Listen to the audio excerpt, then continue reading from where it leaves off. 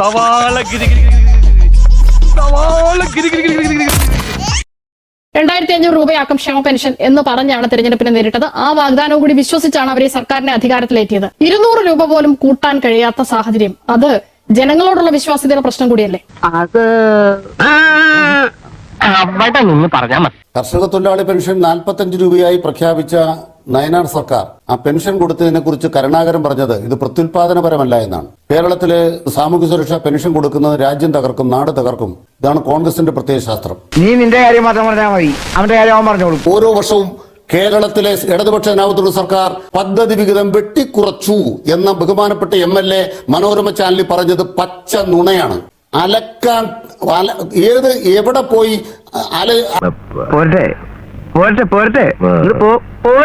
അലക്കി കുളിച്ചാലും നിങ്ങൾ ഈ നുണ പറഞ്ഞതിന്റെ പാപത്തിൽ നിന്നും നിങ്ങൾക്ക് രക്ഷപ്പെടാനാവില്ല മിസ്റ്റർ MLA. ഞാൻ എക്സ്പെൻഡിച്ചർ കണക്ക് പറയാം. 1,78,771 കോടി രൂപ ഇപ്പോൾ ചെലവ് പൂർത്തീകരിക്കാൻ പോവാണ്.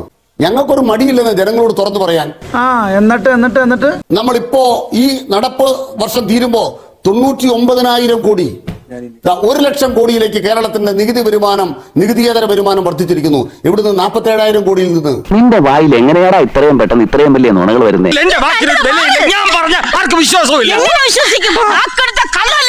ഉമ്മൻചാണ്ടി സർക്കാരിന്റെ കാലത്ത് ഒന്നും ഈ 9 കൊല്ലം കൊണ്ട് കേരളത്തെ ഞങ്ങൾ വളർത്തിയോ തളർത്തിയോ? നാട്ടുകാരോട് പറയാം.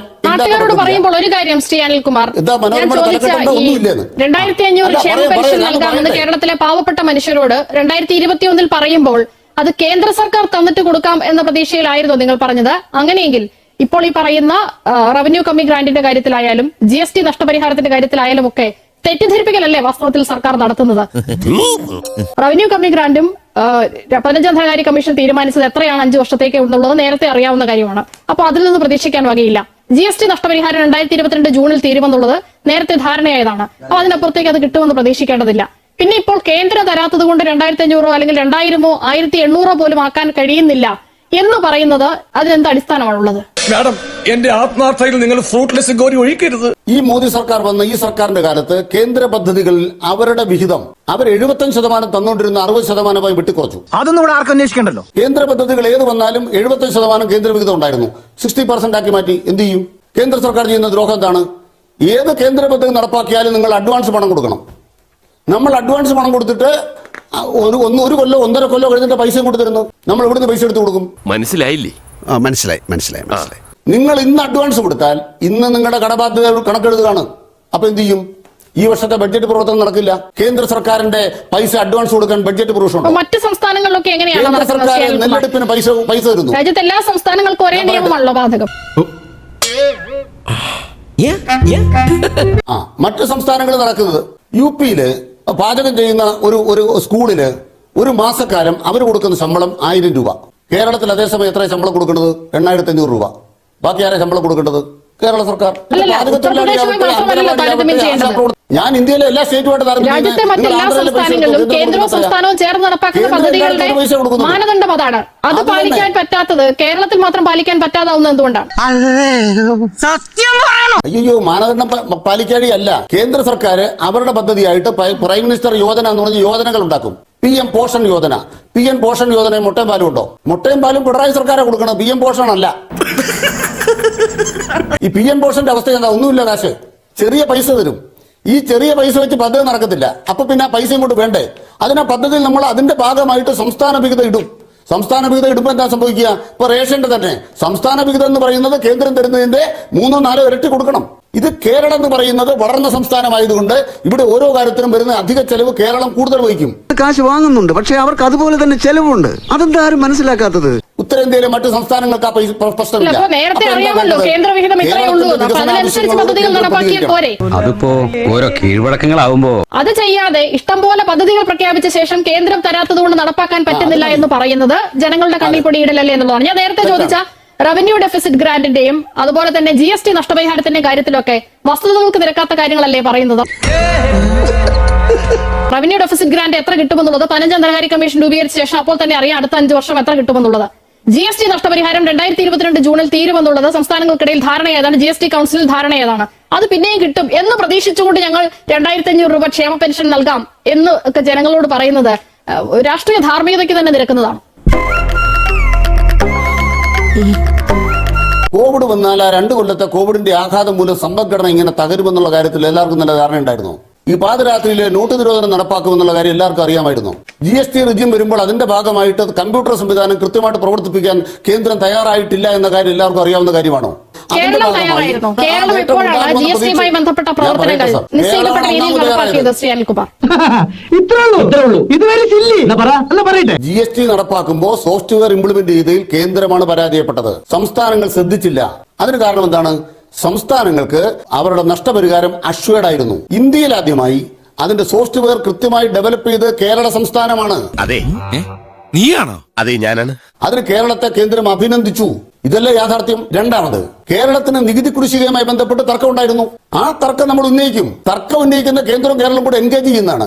അതിന്റെ എൻഗേജ്മെന്റ് ഭാഗമായി നമുക്ക് പണം കിട്ടിക്കഴിഞ്ഞ പണത്തെ കുറിച്ച് പാർലമെന്റ് ചോദിച്ചാൽ എന്താ ഉത്തരം പറയുക? നിങ്ങൾ ഒക്ടോബർ മാസത്തിൽ ഉറപ്പുള്ള പണത്തിന്റെ ബലത്തിൽ 2500 തരാമെന്ന് പറഞ്ഞ് ജനങ്ങളെ പറ്റിക്കുന്നതിനെ കുറിച്ചാണ് ചോദ്യം. ശ്രീ അനിൽകുമാർ, അല്ലല്ല, അത് നിങ്ങളുടെ ചോദ്യം. പറയട്ടെ. ഈ ഒരു കാര്യം മനസ്സിലാക്കൂ.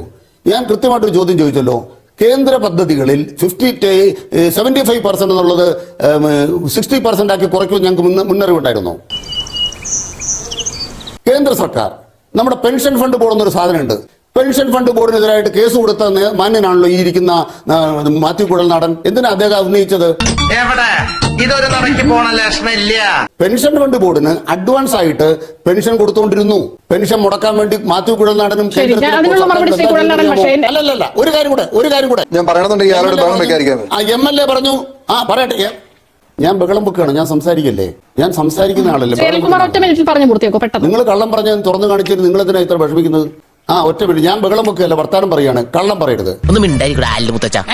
ഇന്ന് കേരളം നേരിടുന്ന വലിയൊരു പ്രതിസന്ധിയായി കഴിഞ്ഞ കാലങ്ങളിൽ നമ്മൾ ചർച്ച ചെയ്തതാണ്. കൂട്ടത്തോടെ ഒരു പുതിയ തലമുറ നാട് വിട്ട് പലായനം ചെയ്തു പോകും. അവരെ ആകർഷിക്കുന്ന, അവരെ പരിഗണിക്കുന്ന ഒരു പദ്ധതി, ഒരു പ്രഖ്യാപനം ഈ ബഡ്ജറ്റിൽ കാണിച്ചു തരാൻ കഴിയുമോ? അത് കാണിക്കുന്ന ഈ സർക്കാരിന് ഒരു കാഴ്ചപ്പാടില്ല എന്നുള്ളതാണ്. കേരളം ഇന്ന് നേരിടുന്ന വെല്ലുവിളി എന്താണെന്നുള്ളതിനെ സംബന്ധിച്ച് പോലും ഒരു ധാരണയില്ല. ഇവർക്ക് ഇവരുടെ പാർട്ടിയാണ് ഇവരുടെ പ്രയോറിറ്റി. പല ഉദാഹരണമായിട്ട് ഈ ആർട്ടിഫിഷ്യൽ ഇന്റലിജൻസുമായി ബന്ധപ്പെട്ട പ്രഖ്യാപനങ്ങൾ കാണാം. പക്ഷേ എന്താണ് ഈ കാര്യത്തിൽ പാർട്ടിയുടെ ശരിയായ നിലപാട്? പാർട്ടി സെക്രട്ടറി പറയുന്നതാണോ, ബജറ്റിൽ ധനമന്ത്രി പറയുന്നതാണോ? അല്ല, ഗൗതം മാഷ് പറഞ്ഞതിന്റെ അത് മനസ്സിലാകാത്തവർക്ക് ബാലഗോപാൽ പറയുന്നത് പാർട്ടി വിരുദ്ധമാണെന്ന് തോന്നും. എങ്ങനെ മനസ്സിലാക്കണ്ട. ഞാൻ ബഹുമാനപ്പെട്ട MLA പറയട്ടെ. വിഴിഞ്ഞം, കൊല്ലം, പുനലൂർ വികസന ത്രികോണം 1000 കോടി. ആർക്ക് ഗുണം കിട്ടുന്നതാണ്? വെസ്റ്റ് കോസ്റ്റ് കനാലിന്റെ സ്വാധീന മേഖലയുടെ സാമ്പത്തിക വികസനം 500 കോടി. ഡിജിറ്റൽ സയൻസ് പാർക്ക് ക്യാമ്പസ് 212 കോടി. പാലക്കാട് 1250 ഏക്കർ സ്ഥലം ഏറ്റെടുത്തിട്ട് കാത്തിരിക്കുകയാണ്. കേരളത്തിനകത്ത് കഞ്ചിക്കോട്, അവിടെ വെള്ളമില്ല എന്ന് പറഞ്ഞാൽ ചിലർ വഴക്കുണ്ടാക്കുന്നുണ്ട്. പക്ഷെ അവിടെ സ്ഥലം ഏറ്റെടുത്തിട്ടിരിക്കുകയാണ് കേരള സർക്കാർ. ഇതൊക്കെ പുതിയ തലമുറയ്ക്ക് വേണ്ടിയല്ലേ? കഴിഞ്ഞ കേരള ബജറ്റിൽ പ്രധാനപ്പെട്ട പദ്ധതിയെ പ്രഖ്യാപിച്ചതായിരുന്നു വിഴിഞ്ഞം നാവായിക്കുളം ഔട്ടർ റിംഗ് റോഡ്. വിഴിഞ്ഞം റോഡുമായിട്ട് ബന്ധപ്പെട്ട് അതിന്റെ ഇപ്പോഴത്തെ സ്ഥിതി എന്താണ്? അത് വളരെ പെട്ടെന്ന് പൂർത്തിയാക്കുമെന്നായിരുന്നു കഴിഞ്ഞ ബജറ്റിൽ ഉണ്ടായിരുന്നു. എത്ര ബഡ്ജറ്റായിട്ട് പറയുന്നതാണിത്? വെറും വാഗ്ദാനം കിട്ടുകയല്ല. അതുകൂടെ മനസ്സിലായില്ലേ? നമ്മള് വിഴിഞ്ഞം തുറമുഖം എത്ര ബഡ്ജറ്റായിട്ട് പറയുന്നതാണ്? 40 കൊല്ലമായിട്ട് പറയുന്നതാണ്. പിണറായി വിജയൻ വന്നേ പിന്നെ നടപ്പാക്കിയത്. അത് നടപ്പാക്കാതിരിക്കാൻ വേണ്ടി അവസാനം വിമോചന സമരം പ്രഖ്യാപിച്ച ഒരു പാർട്ടിയുടെ നേതാവാണ് ഇവിടെ ഇരിക്കുന്ന MLA മാത്യു കുഴൽനാടൻ. അദ്ദേഹത്തിന്റെ നേതാവ് സുധാകരൻ വിമോചന സമരം പ്രഖ്യാപിച്ച് ഓർക്കുന്നുണ്ടോ? അവരുടെ സർക്കാരല്ലല്ലോ, അതുകൊണ്ടാണല്ലോ ജനം അവരെ മാറ്റി നിങ്ങളെ തെരഞ്ഞെടുത്തത്. എന്റെ ചോദ്യം, വിഴിഞ്ഞം നാവായിക്കുളം ഔട്ടർ റിംഗ് റോഡ് എത്രയോ തവണയായി പറയുന്നു. എന്താണ് അതിന്റെ സ്ഥിതി? അതിന് പുറത്തേക്കാണ് ഇപ്പോൾ ഈ മറ്റു പദ്ധതികൾ പ്രഖ്യാപിച്ചിട്ടുള്ളത്. താങ്കൾ അത് വിഴിഞ്ഞത്തെ കുറിച്ച് പറഞ്ഞതുകൊണ്ട് മാത്രം ഞാൻ ചോദിച്ചത്. അത് തന്നെ. നീ കിടന്നങ്ങനെ ഉരുളൊന്നും വേണ്ട. ഒരു വിഴിഞ്ഞം മാത്രമല്ല, ദേശീയപാതയടക്കം മലയോര പാത, തീരദേശപാത, ജലമെട്രോ അടക്കം എന്തെല്ലാം കാര്യങ്ങളാണ് പല കൊല്ലങ്ങളായി പ്രഖ്യാപിച്ച് അതിന്റെ ഓരോ ഘട്ടത്തിലൂടെ കയറി വന്നുകൊണ്ടിരിക്കുന്നത്. ഈ ഒറ്റ പദ്ധതിയുടെ കാര്യം താങ്കൾക്കൊന്നും അറിയാമോ? കാരണം കഴിഞ്ഞ തവണ ഏറ്റവും പ്രധാനപ്പെട്ട ഒരു അടിസ്ഥാന സൗകര്യ വികസന പദ്ധതിയായി സർക്കാർ പ്രഖ്യാപിച്ചതാണ്. ഈ ഒറ്റ പദ്ധതി ഉൾപ്പെടെയാ പറയുന്നത്. വളരെ പ്രധാനപ്പെട്ടതാണ്. ഇപ്പൊ എന്താ സ്ഥിതി? നമ്മൾ ആദ്യം ചെയ്യേണ്ട എന്താണ്? വിഴിഞ്ഞത്ത് കപ്പൽ വരുമെന്ന് ഉറപ്പാക്കണ്ടേ? ഞാൻ ചോദിക്കുന്നത് മറ്റൊന്നാണ് ശ്രീ അനിൽകുമാർ. താങ്കൾ എത്ര വഴിതിരിച്ചു വിടാൻ ശ്രമിച്ചാലും ഞാൻ ചോദിക്കുന്നത് അതേക്കുറിച്ച് വിഴിഞ്ഞത്ത് കപ്പൽ വരുമോ എന്നല്ല. വിഴിഞ്ഞം നാവായിക്കുളം ഔട്ടർ റിംഗ് റോഡ് പദ്ധതി കഴിഞ്ഞ തവണ ബജറ്റിൽ വലിയ ഏറ്റവും പ്രധാനപ്പെട്ട അടിസ്ഥാന സൗകര്യ വികസന പദ്ധതിയെ പ്രഖ്യാപിച്ചതാണ്. അങ്ങനെ പറഞ്ഞോ സാറേ? പിന്നല്ലാതെ. അതിന്റെ സ്ഥിതി എന്താണെന്നാണ്? തലമേറ്റെടുത്തിട്ടുണ്ടോ? സത്യം പറഞ്ഞോണം ഉരുണ്ട് കളിക്കരുത്. മാഡം അന്ന് കേക്കട്ടെ. എനിക്ക് എയുടെ കാര്യത്തിൽ മറുപടി ഉണ്ട്. ഞാൻ പറയട്ടെ മാഡം, ഞാൻ ഒന്ന് കേക്കട്ടെ. ഞാൻ പറയല്ലേ, നിങ്ങൾ ചോദിച്ചോണ്ടിരുന്ന കുഴപ്പമെന്ന് വെച്ചാൽ എയുടെ കാര്യത്തിൽ മറുപടി പറയാൻ പറ്റിയിട്ടില്ല. ഒത്തിരി ചോദ്യമായി. ഇത്തരം ചോദ്യങ്ങൾക്ക് ഉത്തരം അറിയാമെങ്കിൽ പണ്ടേ ഞാൻ കളക്ടറായനെ. ഇപ്പൊ ഇത് പറഞ്ഞു അവസാനിപ്പിക്കാം. വിഴിഞ്ഞത്ത് കപ്പൽ വരുമെന്നായിരുന്നു സംശയം. പ്രതിപക്ഷ നേതാവ് സതീശനും സുധാകരനും അടക്കമുള്ള ഒരു തടയാൻ ശ്രമിച്ചു. കപ്പൽ വന്നിരിക്കുന്നു, ഇനി എന്ത് വേണം? ആ കപ്പൽ ഇറക്കുന്ന സാധനം പോകാനായിട്ട് വഴി വേണം. വിഴിഞ്ഞം നാവായിക്കുളം റോഡ് അതിനുണ്ടാക്കിയ പദ്ധതിയാണ്. കപ്പൽ വരുമെന്ന് ഉറപ്പാക്കിയതുകൊണ്ട് എന്താണോ പണത്തിന് കുറവുള്ളത് ആ കുറവില്ലാത്തത് കൈകാര്യം ചെയ്യും. ഇതാണ് സർക്കാരിന്റെ മറുപടി. ഞാൻ പറയാം, താങ്കൾ മറുപടി പറയണമെന്നില്ല. താങ്കളുടെ ബുദ്ധിമുട്ട് എനിക്ക് മനസ്സിലാകും. NHA ഭൂമി ഏറ്റെടുക്കൽ വിജ്ഞാപനം പുറപ്പെടുവിച്ചിട്ട് 2 വർഷം കഴിഞ്ഞിരിക്കുന്നു. ഈ വിഴിഞ്ഞം നാവായിക്കുളം റോഡിന്റെ കാര്യത്തിൽ ഭൂമി ഏറ്റെടുക്കൽ ഒരു തരി പോലും മുന്നോട്ട് പോയിട്ടില്ല എന്നുള്ളതാണ് വസ്തുത എന്നുള്ളത് എനിക്ക് താങ്കൾക്കും അറിയാം. കാര്യം സത്യമാണെങ്കിലും എനിക്ക് അംഗീകരിച്ചു കൊടുക്കാൻ പറ്റുമോ? അതിൽ കൃത്യമായിട്ട് പറയാം. ഒന്ന്, സ്ഥലം ഏറ്റെടുക്കാൻ വിജ്ഞാപനം പ്രഖ്യാപിച്ചാൽ മഞ്ഞക്കുറ്റിയായിട്ട് വരുന്ന ആളുകളുണ്ടല്ലോ, ആ കുറ്റി തടയാൻ വരുന്ന കുറെ പേരുണ്ടല്ലോ. നിങ്ങൾ ഏത് കുറ്റിയാ തടയുന്നത്? ഏതാ തടയാത്ത കുറ്റി? നിന്റെ തലയ്ക്ക് വല്ല അസുഖമുണ്ടോ? ഇല്ല. പിന്നെ എന്താ അതിന്റെ അർത്ഥം? നിങ്ങളൊരു പ്രഖ്യാപനം നടത്തുക, നാളെ ഞങ്ങൾ ഇന്ന സ്ഥലത്തെ കുറ്റി തടയും, വിഴിഞ്ഞം നാവായിക്കുളം കുറ്റി ഞങ്ങൾ തടയത്തില്ല, പ്രഖ്യാപിക്കും ഇവരാരെങ്കിലും. ഞങ്ങൾ ഈ പണിയെല്ലാം ചെയ്തുകൊണ്ടിരിക്കുന്നത്. പറയട്ടെ, കുഴൽനാടൻ തടച്ചിലുകാരനാ. പറയട്ടെ, പാർട്ടിയുടെ നിലപാട് പറയാം. നിങ്ങൾ അതിന് മനസ്സിലാക്കണമെങ്കിൽ മൈക്രോസോഫ്റ്റിന്റെ സോഫ്റ്റ്വെയർ ഉണ്ട് നമുക്കിവിടെ, ലിനക്സിന്റെ സോഫ്റ്റ്വെയർ ഉണ്ട്. VS സർക്കാർ ഇരുന്നപ്പോൾ കേരള സർക്കാർ നിലപാട് സ്വീകരിച്ചു, ഞങ്ങൾ സ്വതന്ത്ര സോഫ്റ്റ്വെയർ കൊണ്ടുവരും. ഇതൊക്കെ കേട്ടിട്ട് എന്റെ വൈറ്റമിൻ സി ചോർന്ന് പോണു വിക്രമ. എന്ന് പറഞ്ഞാൽ മൈക്രോസോഫ്റ്റ് പോലുള്ള കുത്തക കമ്പനികൾക്ക് കപ്പം കൊടുത്ത് പ്രവർത്തിപ്പിക്കേണ്ടതിന് പകരം കേരളത്തിലെ വിദ്യാലയങ്ങളിലടക്കം ലിനക്സിന്റെ ഓപ്പൺ സോഴ്സ് പ്ലാറ്റ്ഫോം ഉപയോഗിക്കുന്നത്. ഇതേപോലെ അമേരിക്ക പണം കൊടുത്ത് കപ്പം വാങ്ങി ഉപയോഗിക്കുന്ന AI ഉണ്ട്. അതിന് ബദൽ AI രൂപീകരിക്കും. ഭയങ്കരം തന്നെ. ആ ബദൽ AI എന്ന് പറയുന്നത് പൊതുമേഖലയിൽ വികസിപ്പിക്കണമെന്നാണ് CPM ന്റെ നിലപാട്.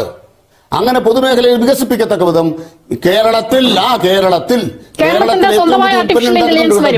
കേരളത്തിലല്ല, ഇത് കണ്ടുപിടിക്കുന്ന മനുഷ്യന്റെ ഗവേഷണത്തിന്റെ ഭാഗമായി ഈ കേരളവും ഇന്ത്യയുടെ ഭാഗമാണ്, ലോകത്തിന്റെ ഭാഗമാണ്. അറിവിന്റെ കേന്ദ്രം എന്ന് പറയുന്നത് ലോകത്തെ എല്ലാ മനുഷ്യനുമാണ്. അതുകൊണ്ട് തന്നെ കേരളത്തിലും അത്ഭുതകരമായ കണ്ടുപിടുത്തത്തിൽ ലോകത്തെ ഉത്പാദിപ്പിക്കുന്നതിൽ ആർട്ടിഫിഷ്യൽ ഇന്റലിജൻസിനെ കുറിച്ച് പോലും ഇത്ര വലിയ ചിന്തയുള്ള സർക്കാരാണുള്ളത്. അതാണ് ഇന്ന് ബജറ്റിൽ കേട്ടത്. MV ഗോവിന്ദൻ പറഞ്ഞതിന്റെ അർത്ഥവും അത് തന്നെയാണ് എന്ന് പറയുന്നു. ശ്രീ കുഴൽനാടൻ, താങ്കളുടെ സമയം. ഡൗട്ട് എന്താണ്? ഇനി എന്റെ ഒരു കൂന്തളിക്കലുണ്ട്, അങ്ങോട്ട് മാറങ്ങട്. നിങ്ങൾ വിഴിഞ്ഞത്ത് കപ്പൽ വരുമെന്ന് ചോദിച്ചു. അദ്ദേഹം പറഞ്ഞില്ല, വിഴിഞ്ഞത്ത് കപ്പൽ വന്നു. കപ്പൽ വന്നു കഴിഞ്ഞപ്പോൾ പിന്നെ ഇനി ആ സാധനം കൊണ്ട് റോഡ് ഉണ്ടാക്കണം. ആ റോഡ് ഉണ്ടാക്കാൻ വേണ്ടിയിട്ടുള്ള കാര്യം ഞങ്ങൾ ആലോചിക്കണം. ഇതാണ് CPM. യഥാർത്ഥത്തില് കപ്പൽ വന്ന് സാധനം ഇറക്കി കഴിയുമ്പോ റോഡ് പണിയുന്നതിനെ കുറിച്ച് ആലോചിക്കുന്ന പാർട്ടിയാണ് CPM. അദ്ദേഹം പറഞ്ഞത് വളരെ കൃത്യമായിരുന്നു, എനിക്ക് തോന്നിയത്. അല്ല, അവിടെ തടയാൻ നിൽക്കുന്നത് നിങ്ങളാണ് പ്രശ്നക്കാരെന്ന് പറയുന്നുണ്ട് ശ്രീ കുഴൽനാടൻ. ഈ വികസനത്തിന് തടസ്സം നിൽക്കുന്നത് നിങ്ങളാണ്, പ്രതിപക്ഷമാണ് എന്നാണ് ശ്രീ അനിൽകുമാറിന്റെ വാദം. കേരളത്തിന്റെ ചരിത്രം അറിയാവുന്ന എല്ലാവർക്കും അറിയാലോ. ട്രാക്ടറും ടില്ലറും വന്നപ്പോ തടഞ്ഞത് ഞങ്ങളാണ്. കമ്പ്യൂട്ടർ വന്നപ്പോ തടഞ്ഞത് ഞങ്ങളാണ്. ഇവിടെ സ്വയാശ്രയ കോളേജ് വന്നപ്പോൾ തടഞ്ഞതും രക്തസാക്ഷികളായതും ഞങ്ങളാണ്. വിദേശ സർവകലാശാലകളെ കേരളത്തിലേക്ക് കൊണ്ടുവരാൻ ആഗ്രഹിച്ചപ്പോൾ തടഞ്ഞതും സമരം നടത്തിയതും തല്ലിപ്പൊളിച്ചതും രക്തസാക്ഷികൾ ഉണ്ടാക്കിയതും ഞങ്ങളാണ്. ഇനി ഇതും ഞങ്ങളാണെന്ന് പറഞ്ഞിട്ട് കുഴപ്പമില്ല. ഇവിടെ മെട്രോ വന്നതും വിഴിഞ്ഞം വന്നതും കണ്ണൂർ എയർപോർട്ട് വന്നു ഒന്നും ഉമ്മൻചാണ്ടി അല്ല, പിണറായി വിജയനാണെന്ന് പറഞ്ഞോട്ടെ. ഈ ജനം ഇത് കാണുന്നുണ്ടല്ലോ. ഇങ്ങനെയൊക്കെ പറയാൻ ഇവരെ ട്രെയിൻ ചെയ്ത് വിടുന്ന പാർട്ടി അതാണ് CPM. അതാണ് നിഷയോട് പറഞ്ഞത്, നിഷയ്ക്ക് ഈ പാർട്ടിയെ കുറിച്ച് ഒരു ചുക്കും അറിയില്ല. അതുകൊണ്ടാണ് ഇങ്ങനെയുള്ള ഒരു ആർഗ്യം അധികം നമ്മൾ താല്പര്യപ്പെടാത്തത്. കാരണം എത്ര പറഞ്ഞിട്ട് കാര്യമില്ല, ഇത് തന്നെ പറയും. ഇത് തന്നെ ഇങ്ങനെ ഈ റേഡിയോയിൽ ട്യൂൺ ചെയ്ത് വെക്കുമ്പോൾ ഇങ്ങനെ പറഞ്ഞുകൊണ്ടിരിക്കും. അത് പിന്നെ തെളിയിക്കപ്പെട്ടിട്ടുള്ള ശാസ്ത്രശാഖയാണല്ലോ ആണല്ലോ. അതാണ് അവരുടെ രാഷ്ട്രീയ പ്രവർത്തനം എന്ന് പറഞ്ഞത്. ഏത് കാര്യവും പറഞ്ഞ് പിന്നെ കഴിഞ്ഞ ദിവസം അദ്ദേഹം പറഞ്ഞു AI സോഷ്യലിസ്റ്റ് നടക്കാൻ പോകുന്ന അങ്ങനെ എന്തോ പാർട്ടിസിപ്പേറ്റ് പറഞ്ഞിരുന്നു. ഇനി അതിന് വേണ്ടിയിട്ടാണോ ഇതെന്ന് എനിക്ക് അറിയാൻ പാടില്ല. എന്തിനാടാ ദിനേശ നാട്ടുകാരെ ചിരിപ്പിക്കാൻ വേണ്ടി ഇങ്ങനെ ഓരോന്ന് ചെയ്ത് കൂട്ടുന്നത്? കഴിഞ്ഞ ദിവസം വരെ ദേശീയപാതയിൽ അല്ലെങ്കിൽ നാഷണൽ ഹൈവേ പണിത് ടോൾ പിരിക്കുന്ന BJP നയത്തെ പാർട്ടി കോൺഗ്രസിലും പാർട്ടിയുടെ നയരേഖയിലും അതിരൂക്ഷമായി വിമർശിച്ച അതേ കേന്ദ്ര കമ്മിറ്റി അംഗം തന്നെ കേരളത്തിലെ ജനങ്ങളോട് ഒരു മടിയും ഉടുപ്പും ഇല്ലാതെ ചിരിച്ചുകൊണ്ട് പറയല്ലേ, ടോൾ പിരിക്കുന്നതില് എന്താണ് തെറ്റ്? ആരാണ് പറഞ്ഞത്? ഭാരതത്തിലെ മറ്റ് രാഷ്ട്രീയ പാർട്ടികളെക്കാൾ ഒരുപാട് വർഷം പുറകിലാണ് ഇന്ത്യൻ കമ്മ്യൂണിസ്റ്റ് പാർട്ടികൾ ഇന്നും സഞ്ചരിച്ചുകൊണ്ടിരിക്കുന്നത്. ഒരു 10-20 വർഷം മുമ്പ് കമ്പ്യൂട്ടറൈസേഷൻ കേരളത്തിൽ നടന്നിരുന്നെങ്കിൽ, കേരളത്തിലെ IT മേഖല മെച്ചപ്പെടുത്തിയിരുന്നെങ്കിൽ നമ്മുടെയൊക്കെ കുട്ടികൾ രക്ഷപ്പെട്ടു പോകുമായിരുന്നു.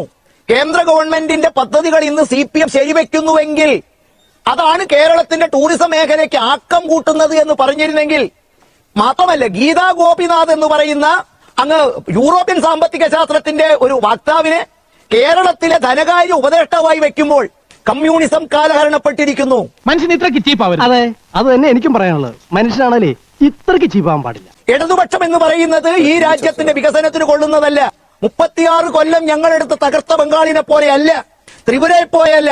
കേരളം രക്ഷപ്പെടണമെങ്കിൽ ഈ തരത്തിലുള്ള വ്യതിചലനങ്ങൾക്ക് ആവശ്യമാണ്. അതിന്റെ തുറന്ന് സമ്മതിക്കലാണ് നിഷ ഇവിടെ നടന്നുകൊണ്ടിരിക്കുന്നത്. ഈ രാജ്യത്തെ ഇക്കാലം അത്രയും നശിപ്പിച്ചത് നോക്കൂ. ഇപ്പോഴൊരു ചില കാര്യങ്ങളെ കുറിച്ച് പറയുന്നു. പൈപ്പ് കേബിളിനെ കുറിച്ച് സമരം നടത്തിയവർ, കൊയ്ത്ത് യന്ത്രത്തിനെതിരെ സമരം നടത്തിയവർ, കമ്പ്യൂട്ടറിന് സമരം നടത്തിയവർ ഇന്ന് ആ തെറ്റ് തിരുത്താൻ തയ്യാറാകുമ്പോ ഞങ്ങളാണ് ഈ കൊച്ചു കേരളത്തെ നശിപ്പിച്ചത് എന്നതിന്റെ സാക്ഷ്യപത്രം സമ്മതിക്കുകയും ഒരു പുനർവിചിന്തനത്തിന്, ഒരു മാറ്റത്തിന് ഞങ്ങൾ തയ്യാറാണ്. ഞങ്ങൾ ഇത്രയും കാലം വിശ്വസിച്ചു പോകുന്നത് തെറ്റായിരുന്നു എന്നുള്ള തുറന്ന സമ്മതത്തിന് മാത്രം അവർ തയ്യാറായ കേരളം രക്ഷപ്പെടും. ഇങ്ങനെ അറിയിക്കാനാണ് ഭാവമെങ്കിൽ അതിന് വെച്ച് വെള്ളം വാങ്ങി വെച്ചത്. ഇവിടെ പറഞ്ഞു കേട്ടു കേരളം തകർന്നെന്ന്. പക്ഷെ അദ്ദേഹത്തിന്റെ നീതി ആയോഗ് എഴുതി തരുന്ന ഒരു കടലാസിലും കേരളം തകരുകയല്ല, 1ാം സ്ഥാനമാണ്. കേന്ദ്രമന്ത്രി ജോർജ് കുര്യൻ പറയുന്നത് നിങ്ങൾ വളരെ മുമ്പിലായതുകൊണ്ട് കാശ് കിട്ടുന്നില്ല.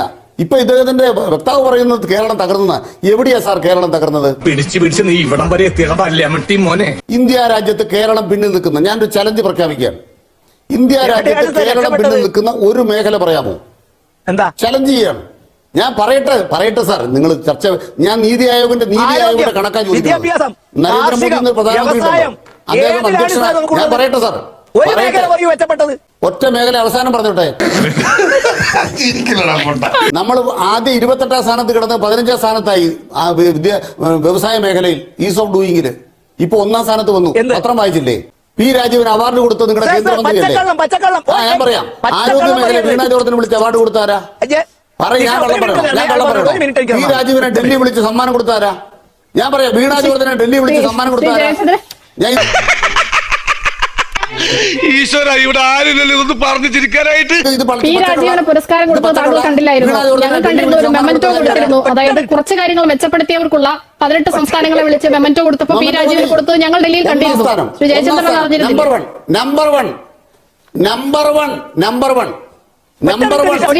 പറഞ്ഞു പറ്റിക്കരുത്. ഈസ് ഓഫ് ഡൂയിങ് ബിസിനസ്സിനല്ല, ഈസ് ഓഫ് ഡൂയിങ് ബിസിനസ്സിൽ ഒന്നാമതെത്തിയതിനുള്ള പുരസ്കാരമേ അല്ല പി രാജീവിന് കൊടുത്തത്.